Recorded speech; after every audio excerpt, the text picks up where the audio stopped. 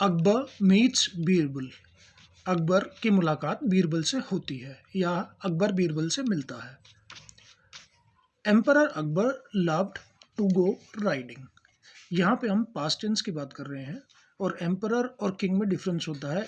एक एम्परर कई किंग को कमांड करता है, उनको आदेश देता है, तो एम्परर किंग से ऊपर होता है। बादशाह Akbar love to go riding. उनको घुड़सवारी पे जाना बहुत पसंद था। इवन एज अ चाइल्ड, जब वो बच्चे थे तब भी ही वुड रन अवे, वो भाग जाते थे, फ्रॉम हिज लेसन्स, जो उनको पढ़ाने के लिए आते थे तो उस दौरान वो भाग जाते थे और भाग के and go riding on his favourite horse. अपनी पढ़ाई को बीच में छोड़ के वो राइडिंग करने के लिए यानी कि घुड़सवारी करने के लिए अपने फेवरेट हॉर्स, फेवरेट का मतलब होता है सबसे मनपसंद, जो आपको सबसे ज़्यादा पसंद हो। तो emperor Akbar love to go riding. Emperor बादशाह अकबर को बहुत पसंद था राइडिंग करना। इवन एज अ चाइल्ड, जब वो बच्चे थे, इवन का मतलब जब। ही वुड रन अवे, वो भाग जाया करते थे, फ्रॉम हिज लेसन्स, अपनी पढ़ाई से, and go riding on his favourite horse, अपने मनपसंद घोड़े की घुड़सवारी करने के लिए। राइडिंग हम साइकिल के लिए भी यूज़ कर सकते हैं। राइडिंग मतलब किसी की सवारी करना।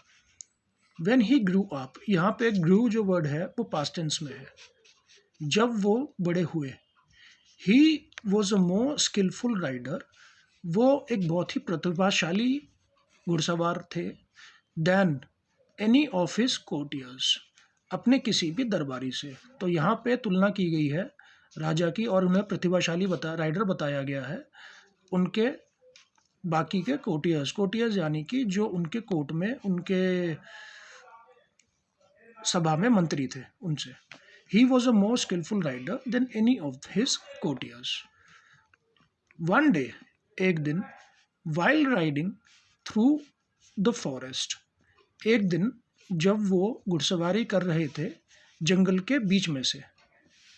थ्रू का मतलब होता है किसी भी चीज़ के दौरान। Akbar and some of his courtiers, Akbar और उनके कुछ दरबारी, मूव्ड सो फास्ट, इतनी जल्दी से उन्होंने राइडिंग करी या घुड़सवारी करी, that they left all the others behind, कि उन्होंने अपने साथ जो भी लोग थे उन सबको पीछे छोड़ दिया। Akbar and some courtiers, Akbar और उनके कुछ दरबारी, मूव्ड सो फास्ट, इतनी तेज़ी से घुड़सवारी करते हुए आगे निकले। यहाँ पे घुड़सवारी वर्ड यूज़ नहीं किया हुआ, यहाँ पे मूव वर्ड यूज़ किया हुआ है, यानी कि एक जगह से दूसरी जगह जाना। सो फास्ट, इतनी जल्दी, दैट दे लेफ्ट, कि उन्होंने अपने पीछे छोड़ दिया, ऑल द अदर्स बिहाइंड, जो भी उनके साथ थे उनको पीछे छोड़ दिया। दे हैड ट्रेवल्ड, यहाँ पे हम पास्ट टेंस का यूज़ कर रहे हैं क्योंकि कोई बात बताई जा रही है। उन्होंने, they had travelled a long distance from Agra, उन्होंने एक बहुत लंबा सफ़र तय कर लिया था आगरा से। बाय इवनिंग, शाम तक, यहाँ पे बाय इस्तेमाल हो रहा है वक्त के लिए। By evening they realised that they had got lost, शाम तक उन्हें यह एहसास हुआ। रियलाइज का मतलब होता है एहसास होना या पता चलना। That they had got lost, उनको पता चला कि वो गुम चुके हैं या रास्ता भटक गए हैं। दे वर टायर्ड, टायर्ड का मतलब होता है थका होना, थक जाना। दे वर का इस्तेमाल होता है जब एक से ज़्यादा लोग होते हैं, प्लूरल में। दे वर टायर्ड, वो थक गए थे, एंड वेंट ऑन स्लोली, और धीरे धीरे आगे बढ़े। सून, सून का मतलब होता है जल्दी। दे रीच्ड अ प्लेस, वो एक जगह पहुँचे, वे 3 रोड्स मेट, जहाँ पर 3 सड़कें मिलती थी, जिसे हम हिंदी में तिराहा भी कहते हैं। अब यहाँ पे ऑथर ये बताना चाहता है कि वो बहुत थक गए थे और धीरे धीरे आगे बढ़ रहे थे। बहुत जल्दी उनको वो एक ऐसी जगह पे पहुँचे जहाँ, जिसको हम तिराहा कहते हैं, जहाँ से 3 रास्ते निकलते हैं।